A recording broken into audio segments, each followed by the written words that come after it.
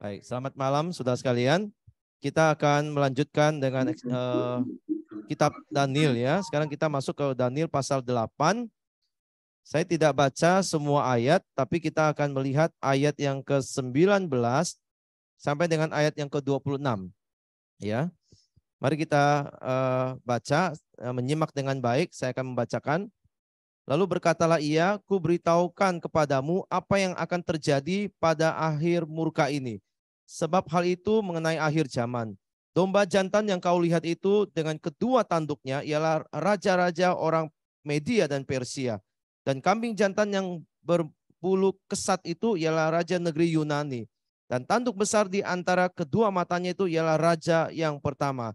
Dan bahwa tanduk itu patah pada tempatnya itu, muncul 4 buah. Berarti 4 kerajaan akan muncul dari bangsa itu, tetapi tidak sekuat yang terdahulu. Dan pada akhir kerajaan mereka, apabila orang-orang fasik telah penuh kejahatannya, maka akan muncul seorang raja dengan muka yang garang dan yang pandai menipu. Kekuatannya akan menjadi hebat, tetapi tidak sekuat yang terdahulu, dan ia akan mendatangkan kebinasan yang mengerikan. Dan apa yang dilakukannya akan berhasil. Orang-orang berkuasa akan dibinasakannya, juga umat orang kudus. Dan oleh karena akalnya, penipuan yang dilakukannya akan berhasil. Ia akan membesarkan dirinya dalam hatinya, dan dengan tidak disangka-sangka banyak orang akan dibinasakannya. Juga ia akan bangkit melawan raja segala raja. Tetapi tanpa perbuatan manusia, ia akan dihancurkan. Adapun penglihatan tentang petang dan pagi itu, apa yang dikatakan tentang itu ia adalah benar. Tetapi engkau sembunyikanlah penglihatan itu, sebab hal itu mengenai masa depan yang masih jauh. Nah, saudara sekalian, minggu lalu kita sudah bahas, sudah mendengar tentang penglihatan Belteshazzar pada tahun pertama, yaitu 4 binatang yang buas itu. Ya, kali ini adalah penglihatan di tahun ketiga pemerintahannya. Dia juga mendapat penglihatan. Jadi cukup sering ya, Belteshazzar ini dalam 3 tahun berturut-turut mendapat penglihatan. Kali ini penglihatannya agak berbeda, bukan binatang buas yang dilihat, tapi 2 binatang yang termasuk kategori jinak sebenarnya, yaitu kambing dan domba. Ya, kedua binatang ini menggambarkan 2 kerajaan yang akan datang. Nah, diceritakan ya di dalam pasal 8 itu, seekor domba jantan itu berdiri di tengah-tengah sungai. Ya, ada tanduk yang tumbuh. Pertama-tama itu tanduk 1 yang tumbuh tinggi, kemudian menyusul tanduk yang kedua yang lebih tinggi dari yang pertama. Ya, kalau kita biasa kenal domba itu kan, domba itu binatang yang kalem ya, kalem. Kadang-kadang disimbolkan binatang yang bodoh gitu ya, binatang yang rendah hati, binatang yang ya nggak terlalu inilah, kelakuannya itu nggak sampai seperti binatang buas. Tetapi di dalam penglihatan ini, domba ini berbeda. Domba ini memiliki kuasa ya, dan bertindak sesuka hati, dan bahkan sombong dia. Kelakuannya itu menanduk ke segala arah. Dia tanduk ke barat ya, ke utara dan ke selatan gitu. Sampai binatang-binatang lain pun gak ada yang tahan terhadap kelakuan daripada domba ini. Tapi mereka juga gak bisa melepaskan diri dari cengkraman si domba ini ya. Nah, saudara, ini kalau lihat gambaran-gambaran seperti ini ya, binatang-binatang seperti ini adalah sastra apokaliptik ya, yang minggu lalu sudah disebut. Sastra apokaliptik itu cirinya biasa memakai simbol-simbol, lambang-lambang untuk menyampaikan pesan Allah yang tersembunyi. Dan umumnya memang banyak simbol yang dipakai adalah simbol binatang. Ya, kemarin 4 binatang, hari ini 2 binatang, ya. Kemudian patung juga bisa menjadi itu ya. Nah, domba jantan di sini ya, saudara-saudara, itu melambangkan gabungan 2 kerajaan. Kerajaan, sebenarnya kerajaan ini adalah pecahan ya, pecahan dari kerajaan Babel. Babel itu kerajaannya pecah menjadi 2 lagi ya, jadi terbagi menjadi Media dan Persia. Nah, tanduk yang pertama itu adalah Media. Ya, kita kalau lihat di Daniel yang sebelumnya itu ada Raja Darius. Nah, itu orang Media itu. Ya. Kemudian ada tanduk kedua itu yang lebih tinggi, ini lebih kuat, lebih besar kekuasaannya, yaitu kerajaan Persia. Nanti akan muncul yang namanya salah satunya adalah Raja Kores. Ya, Raja Kores.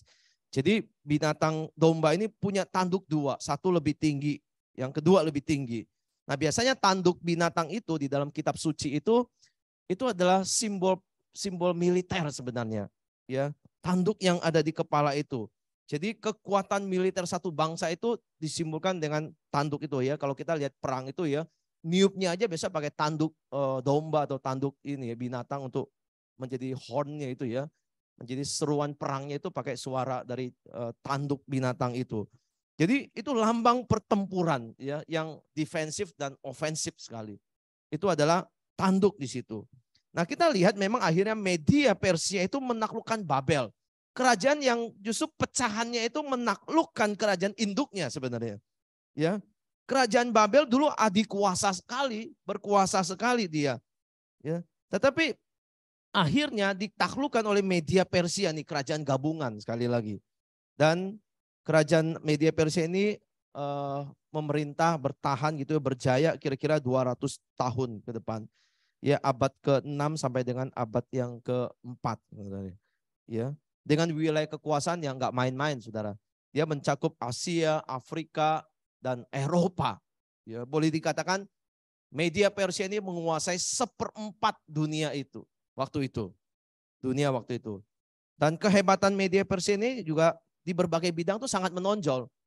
Misalnya mereka itu punya 10.000 tentara yang siap siaga setiap saat dikatakan. Ya, punya 10.000 tentara yang siap siaga. Kemudian juga mencapai ke puncaknya itu di masa Darius salah satunya. Mereka itu memperbaiki sistem hukum, ekonomi, ya, serta membangun proyek-proyek yang mengesankan. Luar biasa, ya, lebih besar daripada Babel itu. Proyek-proyeknya mengesankan sekali. Akan tetapi, nah, kita lihat Media Persia, ya, itu akhirnya harus yang disebut domba tadi itu dikalahkan oleh binatang kedua.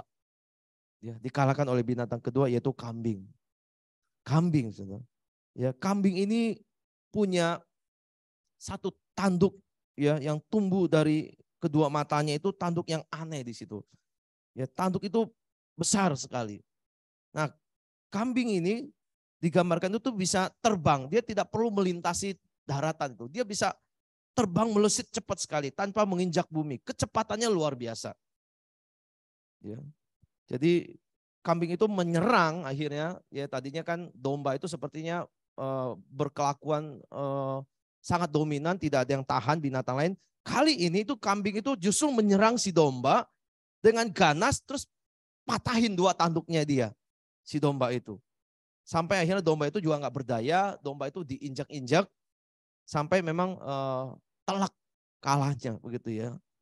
Nah, di puncak kekuasaannya itu, ya si kambing itu, tanduk tunggal itu yang satu yang besar itu akhirnya patah juga. Patah juga. Ya. Ini tanpa perbuatan manusia juga bisa patah dia ya. Berarti ada kekuatan lain yang mematahkannya. Kemudian diganti dengan 4 tanduk yang kecil. Ya, 4 tanduk yang kecil. Nah, kerajaan mana itu? Ya. Apa artinya? Nah, kambing itu disebutkan tadi yang kita sudah baca ada kerajaan Yunani. Ya.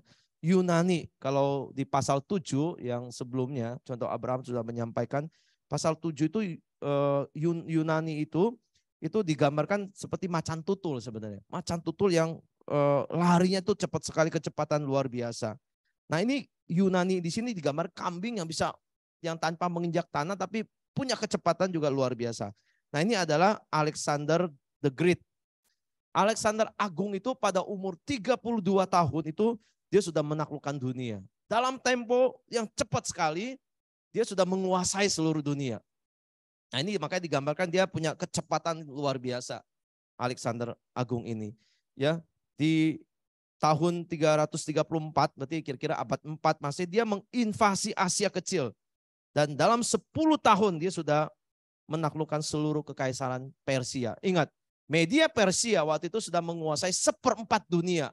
Asia, Afrika, dan Eropa. Tapi dalam waktu kira-kira 10 tahun, dia bisa mengambil alih seluruh kekuasaan Persia itu. Luar biasa cepat bukan? Ya. Dan ini juga akhirnya membuat dia membanggakan diri. Ya.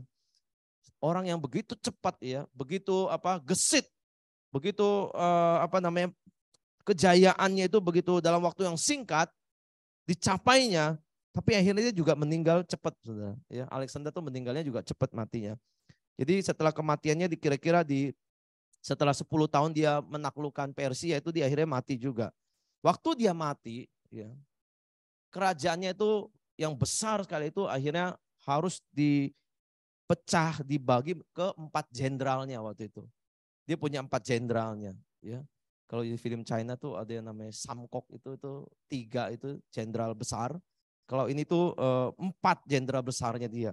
Jadi kerajaannya dipecah 4. Ada yang satu yang namanya Antipater dan Kassander, ya, itu di Yunani dan Makedonia.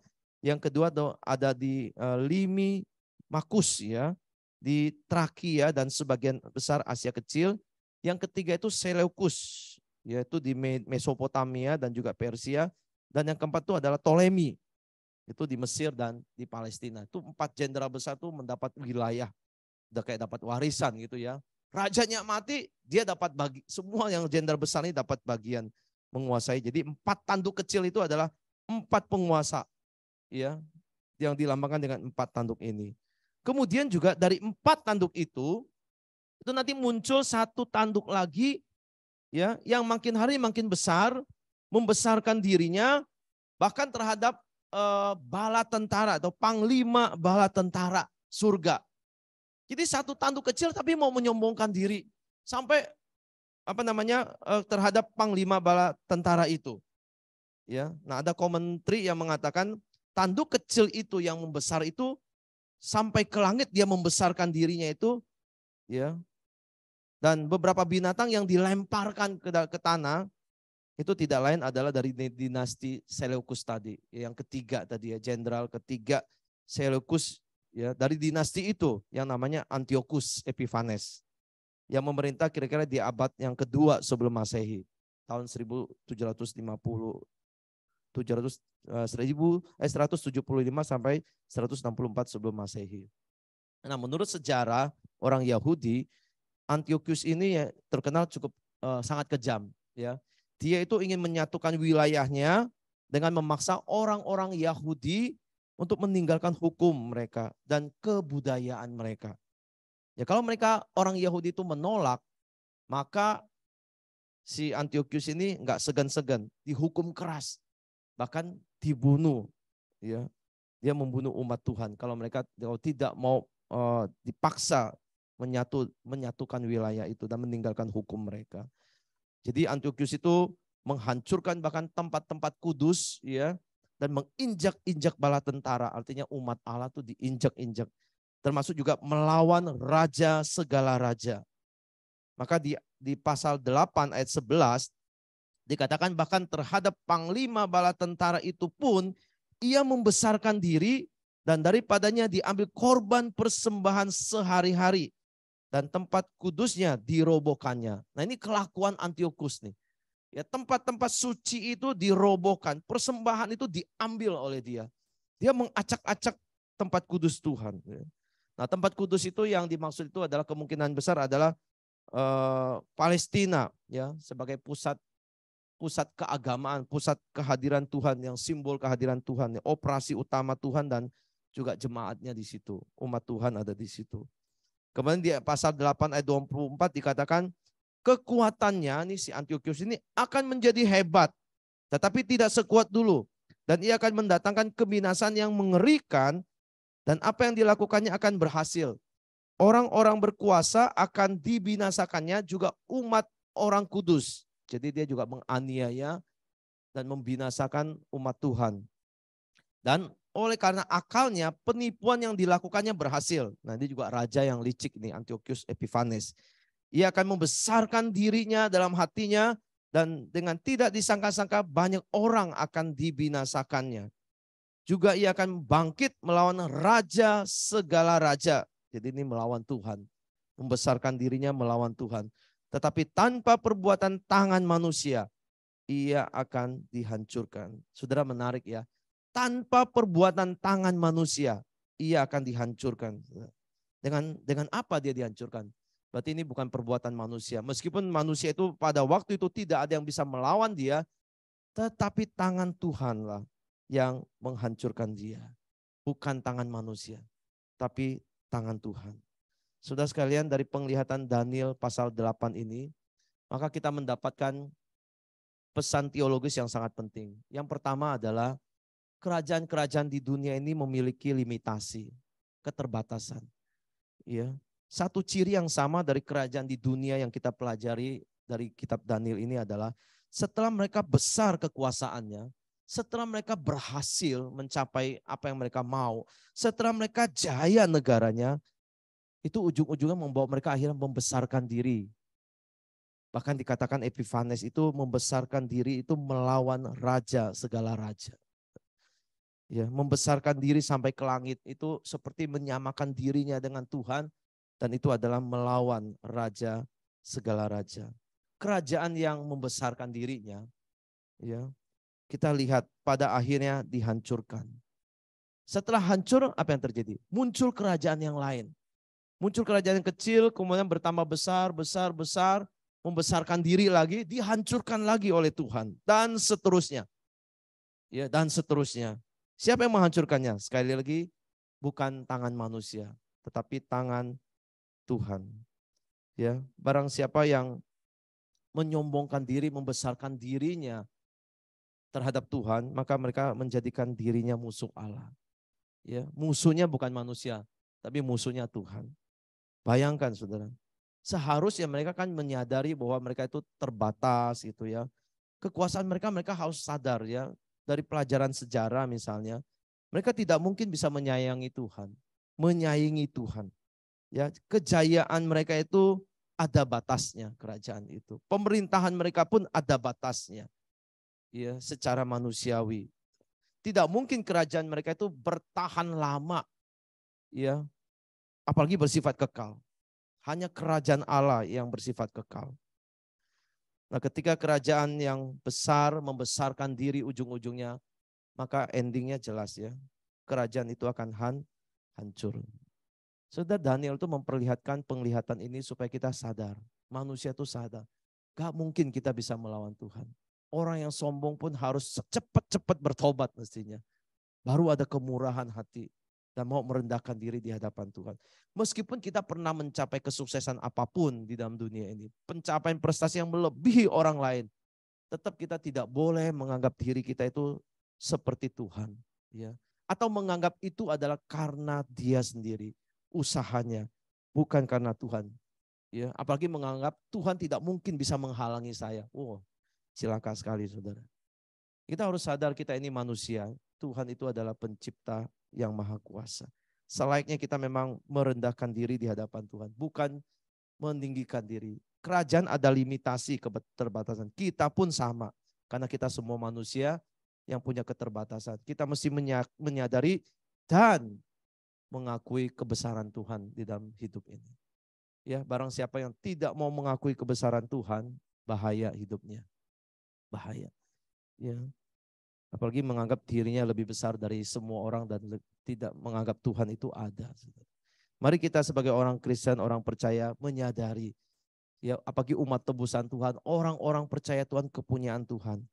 Ya mari kita belajar dari penglihatan ini untuk kita menyadari kita terbatas dan kita ini yang kita perlukan adalah Tuhan yang dibesarkan, bukan kita yang dibesarkan. Maka Yohanes Pembaptis punya kalimat statement yang luar biasa bagus. Biar Tuhan yang makin besar, aku yang makin kecil. Nah kalau raja-raja dunia seperti ini, aku yang besar, kalau bisa Tuhan yang kecil kan begitu. Enggak ya. Mari belajar apa yang kita Alkitab katakan. Biar Tuhan makin besar, aku yang makin kecil. Tuhan yang paling depan, aku yang paling belakang. Ya ini menjadi spirit Injil, ya spirit inkarnasi bagi kita. Yang kedua, ya, penglihatan Daniel ini menyangkut masa depan ya. Semua yang terjadi ada di dalam kuasa Tuhan dan untuk tujuan Tuhan. Ya, penglihatan ini memperlihatkan seperti itu. Semua ada di dalam kuasa Tuhan dan untuk tujuan Tuhan. Meskipun Daniel tidak mengerti ya penglihatan ini secara sepenuhnya, Tapi dia turut prihatin ya. Dari waktu dia lihat itu dia sepertinya ada satu perasaan prihatin terhadap apa yang terjadi dengan raja-raja ini. Ya. Dia juga merasakan ada kesusahan juga ya, melihat ada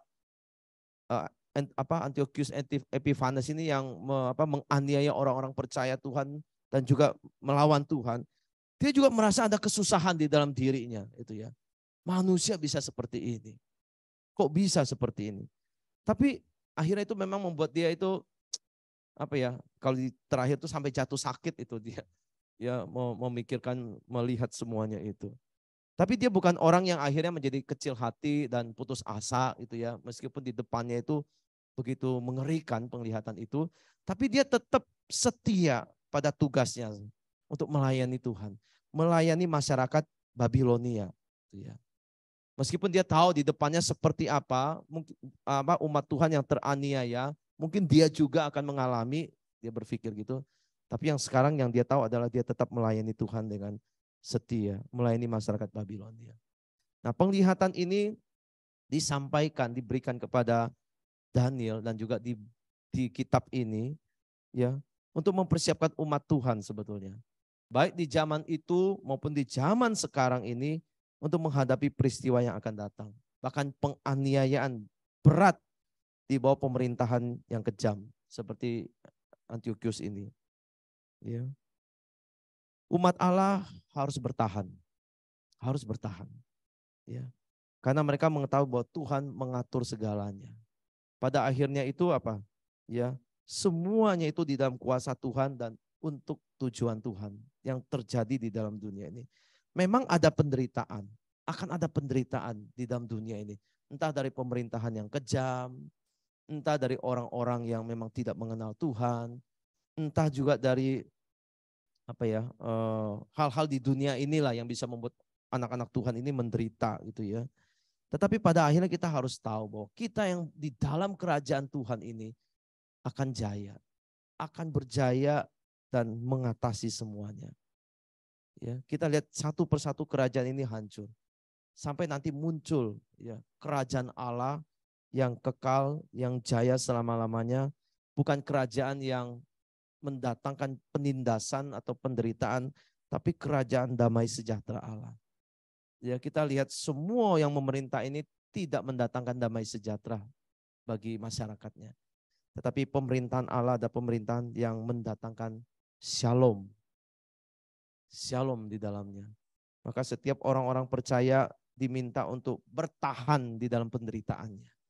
Untuk melihat ada tujuan Tuhan yang besar. Untuk tetap beriman kepada Tuhan bahwa semua itu di dalam kendali Tuhan. Gitu ya. Nah, kalau kita kaitkan dengan situasi kita ke depan, ya, mengakhiri tahun ini ataupun masuk ke tahun depan, memang banyak orang juga udah getar-getir ya dengan masa depan ini ya. Seperti apa? Pemerintahan yang nanti kita punya, pemimpin itu seperti apa? Kemudian ekonomi itu seperti apa nanti di tahun depan ini? Semua sepertinya dibayangkan itu wah cukup suram. Bahkan ada yang mengatakan suram. Bahkan ada yang sudah sangat pesimis. Tapi mari kita belajar lagi dari penglihatan Daniel ini bahwa semuanya itu ada di dalam kuasa Tuhan. Dan semuanya akan bekerja untuk tujuan Tuhan itu. Dan kita percaya Tuhan tidak akan meninggalkan umatnya, meskipun umatnya bisa mengalami penderitaan, tapi Tuhan beserta dengan umatnya. Ya, dan kerajaan Allah itu kerajaan yang menang pada akhirnya. Jadi kita adalah orang-orang yang sebetulnya orang-orang yang sudah dipastikan akan menang. Ya, sudah ditentukan akan mengalami kemenangan. Meskipun jalan menuju kemenangan itu bukan jalan yang mudah untuk kita tempuh. Tapi Tuhan menjamin itu.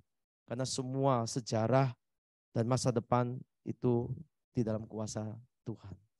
Kita bersyukur kepada Tuhan, saudara-saudara.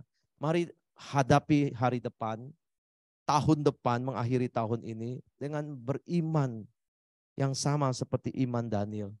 Ya, meskipun dia tahu itu bisa mempengaruhi perasaannya dan hatinya, tapi dia tetap mau mengikut Tuhan dengan setia.